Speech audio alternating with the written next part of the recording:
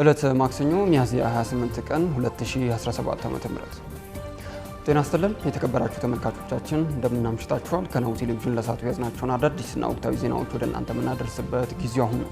ከሳቱ ዜናዎች ጋር ማርቆስ ጎዴቦ ነኝ። አብራችሁን ቆዩ። አርዕስተ ዜናዎቹን አስቀድመን ኢትዮጵያና ኢራን በመረጃ ልውውጥ ዘርፍ በጋራ ለመስራት የመግባቢያ ስምምነት ተፈራረሙ። ህወሓት በኢትዮጵያ ምርጫ ቦርድ የተሰጠው የመጨረሻ ማስጠንቀቂያና እግድ ሊያበቃ ጥቂት ቀናት መቅረቱን ተከትሎ የፓርቲው ህጋዊ ሰውነት በፕሪቶሪያው ስምምነት መሰረት እንዲመለስለት ጠየቀ። በኢትዮጵያ ሀሳብን የመግለጽ ነጻነት አሁንም በከፍተኛ ጫና ውስጥ መሆኑን 14 ሀገራት በጋራ ባወጡት መግለጫቸው አስታወቁ። ክቡራን ተመልካቾቻችን ወደ ዝርዝሮቹ ተሸጋገርን። በቅድሚያም ኢትዮጵያና ኢራን በመረጃ ልውውጥ ዘርፍ በጋራ ለመስራት የመግባቢያ ስምምነት ተፈራረሙ። የኢትዮጵያ ፌዴራል ፖሊስ ከኢራን ፖሊስ ጋር በጋራና በትብብር መስራት በሚያስችሉ ጉዳዮች ላይ ሚያዝያ 28 ቀን 2017 ዓ.ም የመግባቢያ ሰነድ ተፈራርሟል። እንደ የኢትዮጵያ ፌዴራል ፖሊስ መረጃ ሁለቱ የፖሊስ ተቋማት የመረጃ ልውውጥ ለማድረግ ድንበር ተሻጋሪ ወንጀሎችን በጋራና በትብብር ለመከላከል በልምድ ልውውጥና በአቅም ግንባታ ስራዎች ላይ በጋራ ለመስራት ስምምነት ላይ ደርሰዋል። የመግባቢያ ሰነዱን የተፈራረሙት የኢትዮጵያ ፌዴራል ፖሊስ ኮሚሽነር ጄኔራል ደመላሽ ገብረ ሚካኤል እና የኢራን የህግ አስከባሪ ኃይሎች ዋና አዛዥ ብርጋዴር ጄኔራል አህመድ ረዛ ራዳን ናቸው። የኢትዮጵያ ፌዴራል ፖሊስ በመረጃው መግባቢያ ሰነዱ በስምምነቱ መሰረት በየጊዜው ክትትል እየተደረገ ተግባራዊ እንደሚሆን አስታውቋል። በመጋቢት ወር የኢትዮጵያ ፌዴራል ፖሊስ ኮሚሽነር ጄኔራል ደመላሽ ገብረ ሚካኤል ከተባበሩት አረብ ኤሚሬቶች የዱባይ ፖሊስ የመምሪያ ቡድን ኃላፊ ሌተናል ኮሎኔል አብደላ መሐመድ ጋር በአዲስ አበባ በወንጀል ምርመራ ዙሪያ መወያየታቸው ይታወሳል።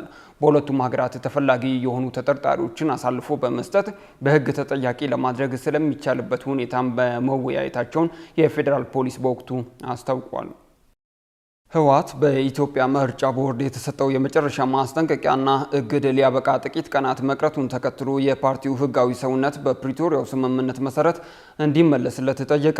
የኢትዮጵያ ምርጫ ቦርድ ህወሓት ከማንኛውም የፖለቲካ እንቅስቃሴ ለ3 ወር ማገዱንና በ3 ወር ማስተካከያ የማያደርግ ከሆነ በቀጥታ እንደሚሰረዝ ማስታወቁ ይታወሳል። በተጨማሪም የህወሓት መካከለኛና ከፍተኛ አመራሮች ካደረጉት ስብሰባ በኋላ ባወጡት የአቋም መግለጫቸው የኢትዮጵያ መንግስት የፕሪቶሪያውን ውል ሙሉ በሙሉ ለመፈጸም ቁርጠኛ አይደለም ብለዋል። ሀብታም አያሌው ተጨማሪ አላት።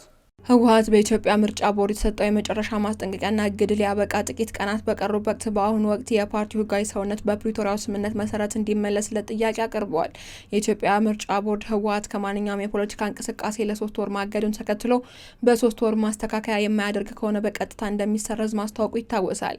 ከዚህ በተጨማሪም የህወሓት 1337 መካከለኛና ከፍተኛ አመራሮች ካደረጉ ስብሰባ በኋላ በሳምንቱ መጨረሻ ባወጡት የአቋም መግለጫ የኢትዮጵያ መንግስት የፕሪቶሪያውን ውል ሙሉ በሙሉ ለመፈጸም ቁርጠኛ አይደለም ብለዋል። አደራዳሪ አካላትም ቢሆኑ ትጥቅ ፍቱ ከማለት ውጪ ስምምነቱ በምዕሉነት እንዲፈጸም የሚያሳዩት ፍላጎት ውስን ነው ሲሉም ህወሓት ወቅሷል። 1337 የሚሆኑ በዶክተር ደብረጽዮን ገብረ ሚካኤል የሚመራው ህወሓት መካከለኛና ከፍተኛ አመራሮች ለቀናት ካደረጉት ውይይት በኋላ በሳምንቱ መጨረሻ በበርካታ ጉዳዮች ላይ ያላቸውን አቋም ያንጸባረቁበትን መግለጫ በማውጣትም ስብሰባቸውን አጠናቀዋል። ከፓርቲው ህጋዊ ሰውነት መመለስ ጋር በተገናኘም የኢትዮጵያ ብሔራዊ ምርጫ ቦርድ እንዲሁም የኢትዮጵያ መንግስት ጋር ውዝግብ ውስጥ ያለው በዶክተር ደብረጽዮን የሚመራው ህወሓት ፓርቲው በኢትዮጵያ ብሔራዊ ምርጫ ቦርድ እንደ ፓርቲ ምዝገባ የማካሄድ ፍላጎት እንደሌለው በድጋሚ አስታውቋል። የኢትዮጵያ ብሔራዊ ምርጫ ቦርድ ኃይልን መሰረት ባደረገው የአመጽ ተግባር ላይ መሳተፍ የሚል ምክንያት በመጥቀስ በ2013 ዓመተ ምህረት ህወሓት ከፓርቲነት ሰረዞ የነበረ ሲሆን ከሰላም ስምምነቱ በኋላ ቦርዱ ባለፈው ነሐሴ 3 ቀን 2016 ዓመተ ምህረት ህወሓት የክልል ፓርቲ ሆኖ እንዲንቀሳቀስ በልዩ ሁኔታ የምዝገባና ህጋዊ ሰውነት ማረጋገጫ ምስክር ወረቀት ሰጥቶት እንደነበር ይታወሳል። ይሁንና የተሰጠው ፍቃድን ተከትሎ ሊፈጽማቸው የሚገቡ ተግባራት ባለመከወኑ ህወሓት ለ3 ወራት ምንም አይነት ፖለቲካዊ እንቅስቃሴ እንዳያደርግ የኢትዮጵያ ብሔራዊ ምርጫ ቦርድ እግድ ማስተላለፉ፣ ማስተካከያዎች ካልተደረጉም ደግሞ ፓርቲው ከ3 ወራት በኋላ በቀጥታ እንደሚሰረዝ ባለፈው የካቲት 6 ቀን 2017 ዓ.ም ማስታወቁ ይታወሳል። ይህ ቀነ ገደብን በመጪው ሳምንት ግንቦት 5 ቀን 2017 ዓ.ም የሚጠናቀቅ ሲሆን የምርጫ ቦርድ የእስካሁን ሂደትን የተቃወሙት በሳምንቱ መጨረሻ ስብሰባ ላይ የሰነበቱ የህወሓት ከፍተኛና መካከለኛ አመራሮች የፓርቲው ህጋዊ ሰውነት በፕሪቶሪያው ስምምነት መሰረት እንዲመለስም ጠይቀዋል። ጠይቀዋል። የህወሓት መካከለኛና ከፍተኛ አመራሮች የፓርቲያችን ህወሓት እውቅና በሚመለከት በትግራይ ህዝብ ልብ ተታትሞ ያደረና በትግራይ ህዝብ የሚወሰን መሆኑን እናምናለን ሲሉም ገልጸዋል። ይሁንና ባጋጠመን ወረራ ምክንያት የፓርቲያችን ህጋዊ እውቅና በኢትዮጵያ መንግስት ተሰርዞ ቆይቶ በፕሪቶሪያው ስምምነት መሰረት ወደ ነበረበት ሊመለስ ተወስኖ መጨረሻ ያገኘ ጉዳይ መሆኑ የታወቀና በተደጋጋሚ የኢትዮጵያ ምርጫ ቦርድ የፕሪቶሪያ ስምምነት በሚጻረር መልኩ ወደ ተራ ቴክኒክ ጉዳይ ወርዶ ፓርቲያችን እንደ አዲስ እንዲመዘገብ ባካሄደው ህዝባዊ ትግል ምክንያት እንደ አማጺ እንዲታይ ተደጋጋሚ ጫና ለማድረግ መሞከሩንም እንቃወማለን ብለዋል። አሁን በፕሪቶሪያ ስምምነት መሰረት የፓርቲያችን ህጋዊ ሰውነት ወደ ነበረበት እንዲመለስም ጥሪ እናቀርባለን ሲሉ የአቋም መግለጫቸውን አውጥተዋል። ከዚህ በተጨማሪም የህወሓት መካከለኛና ከፍተኛ አመራሮች በርካታ ጉዳዮች በዳሰሱበት የአቋም መግለጫቸው የፕሪቶሪያ የሰላም ስምምነት በሙሉነት እየተተገበረ አይደለም ያሉ ሲሆን የውሉ ፈራሚ የሆኑትም የኢትዮጵያ ፌዴራል መንግስት ለስምምነቱ ትግበራ ቁርጠኛ አልሆነም ሲልም ወቅሷል። የህወሓት ካድሬዎች በአቋም መግለጫቸው ውስጣቸው ተፈጥሮ በቆየው ብሔራዊ ክህደት ምክንያት በኢትዮጵያ መንግስት በኩል ለስምምነቱ አፈጻጸም ቁርጠኛ ባለመሆኑ ምክንያት አደራዳሪ አካላትም ቢሆኑ ትጥቅ ፍቱ ከማለት ውጭ ስምምነቱ በሙሉነት እንዲፈጸም የሚያሳዩት ፍላጎት ውስን ነው ሲሉም አክለዋል። እነዚህ ችግሮችን ተደራርበው ስምምነቱ እስካሁን በሙሉነት አልተተገበረም ሲሉም አክለዋል። የትግራይ ጊዜያዊ አስተዳደር ባወጣው አዋጅን በክልሉ የተቋቋመው ተቃዋሚ ፓርቲዎች በአቶ ጌታቸው ረዳ የሚመራው ህወሓት ክንፍ አባላት፣ ሲቪክ ተቋማትና ሌሎች የተካተቱበት የትግራይ ጊዜያዊ ምክር ቤት የተቋቋሙት እነዚህ ከ1300 በላይ የሚቆጠሩ የህወሓት መካከለኛና ከፍተኛ አመራሮች የህዝቡን ህገ መንግስታዊ ስልጣን የሚጥስ እንዲሁም በህዝባችን ላይ የተጫነ ነው ሲሉም ኮንነዋል። ከዚህ በተጨማሪም ለምርጫ ዝግጁ እንዲደረግም ጥሪ አቅርበዋል። በኢትዮጵያ ሀሳብን የመግለጽ ነጻነት አሁንም በከፍተኛ ጫና ውስጥ መሆኑን 14 ሀገራት በጋራ ባወጡት መግለጫ አስታወቁም። ተቀማጭነታቸውን በአዲስ አበባ ያደረጉ የ14 ሀገራት ኤምባሲዎች በኢትዮጵያ ሀሳብን በነጻነት መግለጽ ላይ ያለው ከፍተኛ ጫና መቀጠሉ እንደሚያሳስባቸው ገልጸዋል። በኢትዮጵያ የአውሮፓ ህብረት ተልዕኮ በበኩሉ የፕሬስ ነጻነት አለመኖር መረጃ የማግኘት መብትንና የመተቸት ነጻነትን ያጓዱላል ብሏል። ኤምባሲዎቹና የአውሮፓ ህብረት ይህን ያሉት በመላው ዓለም ተከብሮ ያለፈውን የዓለም የፕሬስ ነጻነት ቀንን በማስመልከት በየፊናቸው ባወጡት መግለጫቸው ነው።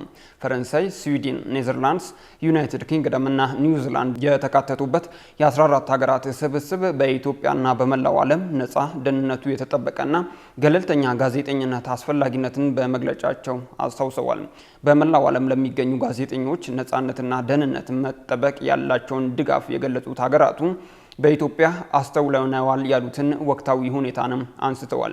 በኢትዮጵያ ሀሳብን በነጻነት መግለጽ ላይ ያለው ከፍተኛ ጫና መቀጠሉን እንዳስተዋሉ የጠቀሱት ሀገራቱ ይህ ሁኔታ እንደሚያሳስባቸውን በመግለጫቸው አስፍረዋል።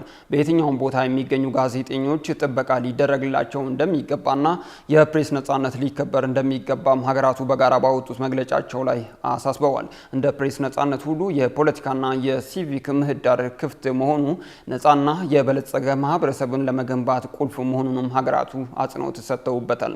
በኢትዮጵያ የአውሮፓ ህብረት ተልዕኮ ያወጣው መግለጫም ይህንኑ አስተጋብቷል። የፕሬስ ነጻነትና በቂ መረጃ ያለው ህዝብ መኖር ለነጻ ዲሞክራሲያዊና ሁሉን አቀፍ ማህበረሰብ ቁልፍ ናቸው ብሎ የአውሮፓ ህብረት እንደሚያምን በመግለጫው ላይ ተጠቅሷል። የኢትዮጵያ መንግስት የሚከተላቸው የልማት ግቦችንና የኢኮኖሚ ማሻሻያዎችን ለማሳካት የፕሬስ ነጻነት ትልቅ ሚና ይጫወታል ያለው ተልዕኮ የፕሬስ ነጻነት እጦት መረጃ የማግኘት መብትንና የመተቸትን ነጻነትን እንደሚያጓድልም አመላክቷል። የኢትዮ ጅቡቲ ባቡር ትራንስፖርት አክሲዮን ማህበር የጭነት አገልግሎቶችን ለመቆጣጠርና ጠቅልሎ ለብቻው ለመያዝ እየሞከረ ነው የሚል ቅሬታ ቀረበበት። በማህበሩ ላይ ቅሬታቸውን ያቀረቡት በጭነት አስተላላፊነት ስራ ላይ የተሰማሩ ድርጅቶች እንደተናገሩት ከሆነ የኢትዮ ጅቡቲ ባቡር ትራንስፖርት አክሲዮን ማህበር ጭነቶችን በሙሉ ለመቆጣጠር እየሞከረ ይገኛል። ማህበሩ ግን ገበያውን በብቸኝነት የመቆጣጠር ፍላጎት እንደሌለው ገልጿል። ኤልዳና ታደሰ ተጨማሪ አላት። የኢትዮ ጅቡቲ ትራንስፖርት ማህበር ከጭነት አስተላላፊ ድርጅቶች ቅሬታ መቅረቡ ተሰማ። በማህበሩ ላይ ቅሬታቸውን ያነሱት በጭነት አስተላላፊ ስራ ላይ የተሰማሩ ድርጅቶች ለሪፖርተር እንደተናገሩት የኢትዮ ጅቡቲ ባቡር ትራንስፖርት አክሲዮን ማህበር ጭነቱን በሙሉ ለመቆጣጠር እየሞከረ ነው። ባለፈው ሳምንት የአክሲዮን ማህበር በኢሜይል መልእክት እንደደረሳቸው የተናገሩ ሲሆን እስከ ሰኔ 2017 ዓ.ም ድረስ ተፈጻሚ የሚሆን ውል እንዲፈርሙም መጠየቃቸውን ገልጸዋል። በውሉ ላይ በተላከው አባሪ መልእክት ውሉን በፍጥነት ስምምነት እንዲፈርሙና በቀጣይ በጭነት አስተላላፊነት የሚሳተፉ ውል የገቡ ብቻ እንደሚሆኑም ይገልጻል ብለዋል። የኢትዮ ጅቡቲ ባቡር ትራንስፖርት ኩባንያ እንቅስቃሴው በኢትዮጵያ ያሉ የግል የጭነት አስተላላፊ ድርጅቶች ከገበያ ለማውጣት ማቀዱን በመንግስትና በህዝብ ገንዘብ የተገነባ የባቡር መሰረተ ልማት ተቆጣጥሮ የጭነት አገልግሎት ብቻውን ለመያዝ ጥረት እያደረገ መሆኑን ተነግሯል። በረቂቁ ውሉ በኢትዮ ጅቡቲ ባቡር ትራንስፖርት ኩባንያ በግል የደረቅ ጭነት አስተላላፊ ድርጅቶች የሚፈጸም እንደሆነም ገልጿል። ረቂቁ ሙሉ የተዘጋጀው በኢትዮ ጅቡቲ ባቡር ትራንስፖርት ኩባንያ በግል የደረቅ ጭነት ትራንስፖርት ድርጅቶች መካከል እንደሆነም ይጠቅሳል። የኢትዮጵያ ጅቡቲ ባቡር ትራንስፖርት አክሲዮን ማህበር የቢዝነስ ዲፓርትመንት ዳይሬክተር አቶ አልዩ ሰጡ ሁሴን ለሪፖርተር በሰጡት ምላሽ እኛ አገልግሎቱን ብቻችንን የመቆጣጠር ፍላጎት የለንም። ከግሉ አስተላላፊ ጋር ውል እንድንዋዋል ያልነው ብዙ የግል አስተላላፊ ድርጅቶች በሚጭኑት ዕቃ ላይ አስፈላጊ የሆኑ መረጃዎችን ባለማሟላታቸው ምክንያት ባቡሩ እስከ 4 ቀናት ድረስ የጭነት መስተጓጎል እያጋጠመው በመሆኑ ነው ብለዋል። ኩባንያው ገበያውን ለመቆጣጠር አስቦ ሳይሆን የተማከለና የባቡሩን ጭነት ትራንስፖርት አገልግሎት ለማቀላጠፍ በማሰብ ነው ብለዋል። ሁሉም አስተላላፊዎች ወደኛ ገብታችሁ ውላችሁን ግቡ፣ ውል ካልገባችሁ መገለል አትችሉም አላልንም ብለዋል። ሁላችንም የምንሰራው ለሀገር ነው። በተመሳሳይ ሙያ ዘርፍ የተሰማራን በመሆናችን ችግሮች ካሉ በውይይት ለመፍታት ዝግጁ ነን ሲሉ አስረድተዋል። የኢትዮጵያ ደረቅ ጭነት አመላላሽ ወኪል ማህበር አባላት ባቀረቡት ቅሬታ ላይም ያነሱት አስተያየት ለማካታት የተደረገ ጥረት አለመሳካቱን ሪፖርተር ጋዜጣ አስነብቧል። የዚህ ማህበር አባል አንዱ የሆኑት መንግስታዊ የኢትዮጵያ ባህር ትራንስፖርትና ሎጂስቲክ አገልግሎት ድርጅት ጉዳዩን እንደነሱ እንደሚመለከተው የኢትዮ ጅቡቲ ባቡር ትራንስፖርት ኩባንያ እንቅስቃሴ ጥቅሙን የሚጎዳ ሊሆን እንደማይችልም አስታውቋል። ችግሩን ለመፍታት ከኩባንያው ጋር ውይይት እንደሚያደርግም ነው የተገለጸው። የኢትዮጵያ ማርታይም ባለስልጣናት ከ2 ወራት በፊት ለ3 ተጨማሪ ኩባንያዎች የመልቲ ሞዳል ትራንስፖርት አገልግሎት ፍቃድ መስጠቱም አይዘነጋም። ባለስልጣኑ የኢትዮጵያ ገቢና ወጪ ንግድም ለማስተናገድ የሎጂስቲክ ዘርፉን ለማጠናከር ፍቃድ የሰጠው ለኢትዮ ሬል ሎጂስቲክ ኃላፊ የተወሰነ የግል ማህበር፣ ለኢትዮ ጅቡቲ ምድር ባቡር ትራንስፖርት አክሲዮን ማህበር፣ ለገንፎል ኢንጉል ኤፍዜድሲ ኢንዱስትሪ ኃላፊነቱ የተወሰነ የግል ማህበርም እንደሆነም አንስተዋል። በኢትዮጵያ የመልቲ ሞዴል ትራንስፖርት ፍቃድ የተሰጠው ኦፕሬሽን ቁጥር 7 ሲሆኑ የኢትዮጵያ ባህር ትራንስፖርትና ሎጂስቲክ አገልግሎትን ጨምሮ ፓን አፍሎ ግሎባል፣ ጥቁር አባይ ትራንስፖርትና ኮስሞት መልቲ ሞዴል ኦፕሬሽን የተሰኑ ኩባንያዎችም ይገኙበታል። ኢትዮፒካር መኪና አስመጪ ከአሚጎስ የገንዘብ ቁጠባና ብድር ህብረት ስራ ማህበር ጋር በመተባበር በኤሌክትሪክ የሚሰሩ መኪናዎችን ለተጠቃሚዎች አስረከበ። በኢትዮጵያ በኤሌክትሪክ የሚሰሩ መኪናዎች ፈላጊዎችና ተጠቃሚያቸው አሁን ላይ በከፍተኛ ሁኔታ እየጨመረ ይገኛል። የዜጎችን ኑሮ በአማከለ መልኩ በቀጥታ ግዢ እንዲሁም በባንክ ብድር አማራጭ እየቀረቡ የሚገኙት እነዚህ የኤሌክትሪክ ተሽከርካሪዎች የፋብሪካ ዋስትና ያላቸው ሲሆን እስካሁንም ከ1000 በላይ ለሚሆኑ ፈላጊዎች ከባንክ እንዲሁም ከብድር እና ቁጠባ የፋይናንስ ተቋማት ጋር ውል በመግባት መኪኖቹን ማስረከባቸውን የኢትዮፒካር መኪና አስመጪ ባለቤት አቶ ሳሙኤል አዲስ ዓለም ገልጸዋል። በዋናነት ምንድነው አሚጎስ ከኢትዮፒካር ጋር የስራ ውል ሲፈጽም ብዙ ቅድመ ሁኔታዎችን ማስቀምጦ ጭምር ነው። እነዛ ቅድመ ሁኔታዎችን ሚት ያደረገ ብቸኛው የባትሪ ሴኩሪቲን ጨምሮ የሰርቪስ አገልግሎቶችን፣ የመለዋወጫ አቅርቦቶችን፣ አጠቃላይ የሲስተም ችግርም ቢሆን ሲያጋጥመን ዋናኛ ቤቱ ይሄ ነው፣ ኢትዮፒካር ነው። ያን አሚጎስ ስለምን መረጠው? ለአባላቶቹ እንደነገርኳቸው አባላቶች ማለት ለኛ ቤተሰብ ናቸው። እህት ወንድሞች፣ እናት አባቶች ናቸው። ልጆቻችንም ጭምር ናቸው። ለነሱ ፕሮቫይድ የምናደርገው ሰርቪስ ሴኩርድ የሆነ መሆን አለበት ነው። ተጠያቂነትን የማያመጣ መሆን አለበት፣ ሴፍ የሆነ መሆን አለበት በሚል ነው። ያንን ይዞ የተገኘ በእኛ አቋም በእኛ ፖሊሲና ዳይሬክሽን መሰረት ኢትዮፒካር ብቻ ነው። ስለዚህ ለዛ ነው ኢትዮፒካር ጋር የጠበቀ የቢዝነስ ፓርትነር ሆነን ዛሬም ድረስ የቀጠል ነው። ተቋሙ ከቁጠባ ድርጅቱ ጋር በገባው ስምምነት መሰረት የቁጠባ ተቋሙ ለ15 ደንበኞች ለሆኑና ቁጠባቸውን በአግባቡ ላጠናቀቁ ደንበኞች የኤሌክትሪክ ተሽከርካሪዎች ርክክብ አድርጓል። ከተዋዋለው ጊዜ አንስቶም ቅድመ ቁጠባውን ላሟሉ 100 ደንበኞችን የኤሌክትሪክ መኪና ባለቤት ማድረጉን አስታውቋል። በቀጣይም እስከ 50 ለሚደርሱ ደንበኞች እስከ ሰኔ 30 ለማስረከብ እቅድ ተይዞ እየተሰራ እንደሚገኝም ተመላክቷል። በክልል ከተሞችም በአዳማ፣ ባህር ዳር ከተሞች የኤሌክትሪክ የሚሰሩ መኪኖችን እያቀረበ ይገኛል። ዘገባው የባልደረባችን ኤልዳና ታደሰ ነው። በጅማ ዞን በደረሰ የመሬት መንሸራተት አደጋ የሁለት ሰዎች ህይወት አለፈ። በኦሮሚያ ክልል ጅማ ዞን ሸቤ ሶምቦ ወረዳ ሚርጋኖ በወሰው ቀበሌ ባሳለፍነው ሳምንት ማገባደጃ በጣለው ከባድ ዝናብ በደረሰ የመሬት መንሸራተት አደጋ የሁለት ሰዎች ህይወት አልፏል። አደጋው እሁድ ሚያዝያ 26 ቀን 2017 ዓ.ም በሚርጋኖ ባሶ ቀበሌ ልዩ ስሙ ገሪ ኦጎደማ በተባለ ቦታ ላይ ሌሊት 6 ሰዓት በጣለው ዝናብ መከሰቱን የሸቤ ሶምቦ ወረዳ ኮሙኒኬሽን ጽህፈት ቤት አስታውቋል። ከባድ ዝናብ እና ኃይለኛ ነፋስ በቀላቀለ ዝናብ በደረሰው የመሬት መንሸራተት አደጋ የሁለት ሰዎች ህይወት ማለፉን እና በተለያዩ ንብረቶች ላይ ጉዳት መድረሱን የሸቤ ሶምቦ ቡሶ ጎኖፋ ጽህፈት ቤት አክሎ ገልጿል። የወረዳው ቡሳ ጎኖፋ ጽህፈት ቤት ኃላፊ የሱፍ አባ ማጫ እና የሚርጋኖ ቦሶ ቀበሌ የብልጽግና ፓርቲ ኃላፊ ምስጋና ለታ ተጎጂዎችን በመጎብኘት ድጋፍ እንደሚደረግላቸው ገልጸዋል ተብሏል። ባሳለፍነው ዓመት ሐምሌ 15 ቀን በደቡብ ኢትዮጵያ ክልል ጎፋ ዞን ገዜ ጎፋ ወረዳ ኬንቾ ሻቺ ጎዝዲ ቀበሌ በተከሰተ የመሬት መንሸራተት አደጋ ከ250 በላይ ሰዎች ህይወታቸው ማለፉም አይዘነጋም። በተመሳሳይ ወቅት በሲዳማ ክልል በማዕከላዊ ሲዳማ ዞን በተከሰተ የመሬት መንሸራተት አደጋ የ11 ሰዎች ህይወትም አልፏል። በደቡብ ምዕራብ ኢትዮጵያ ክልል ቤንች ሸኮ ዞንም የ4 ሰዎች ህይወት በመሬት መንሸራተት አደጋ ማለፉም ይታወሳል።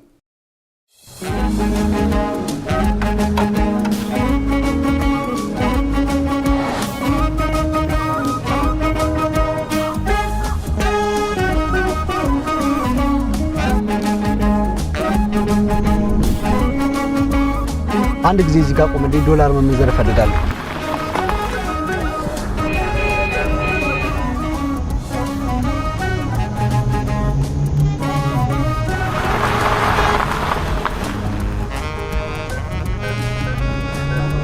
ይሄ ነገር ምንድን ነው?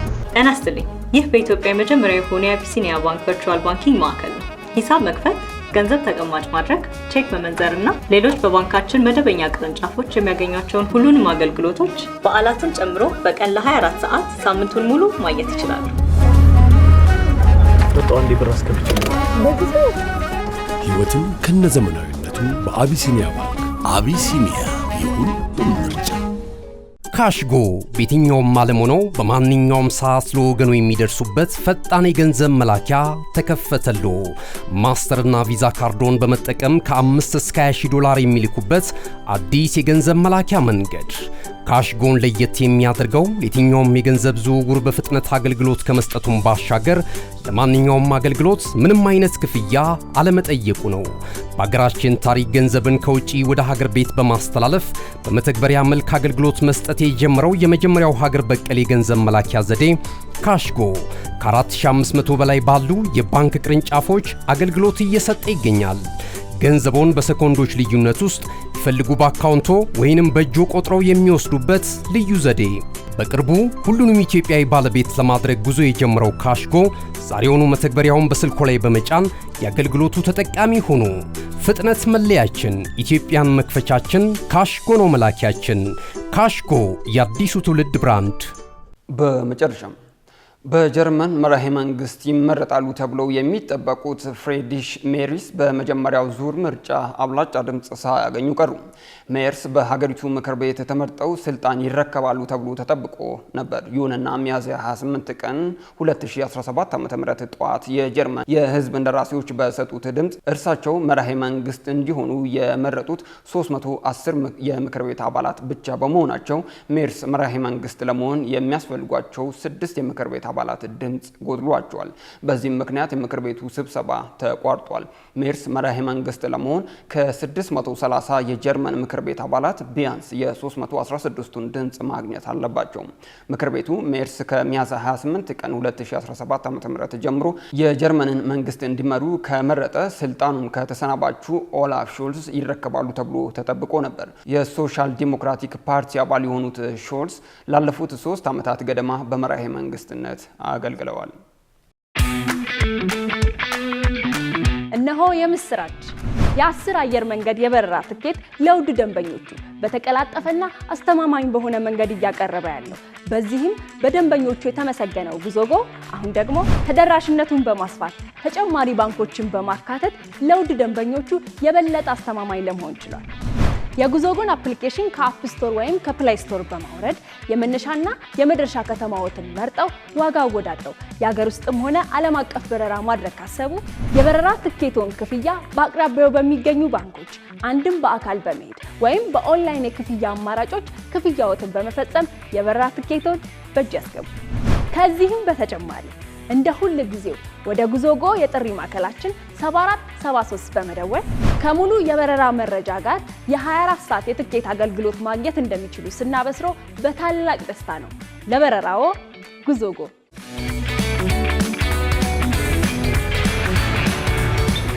የተከበራችሁ ተመልካቾቻችን ከናሁ ቴሌቪዥን ለምሽቱ ያዝናቸው ዜናዎቻችን በዚሁ ያበቁ። ከምሽቱ ዜናዎች ጋር ማርቆስ ኮዴቦ ከመላው የስቱዲዮና የቴክኒክ ክፍል ባልደረቦቻችን ጋር በጋራ በመሆን ቆይታ አደረግን። መልካም ምሽት።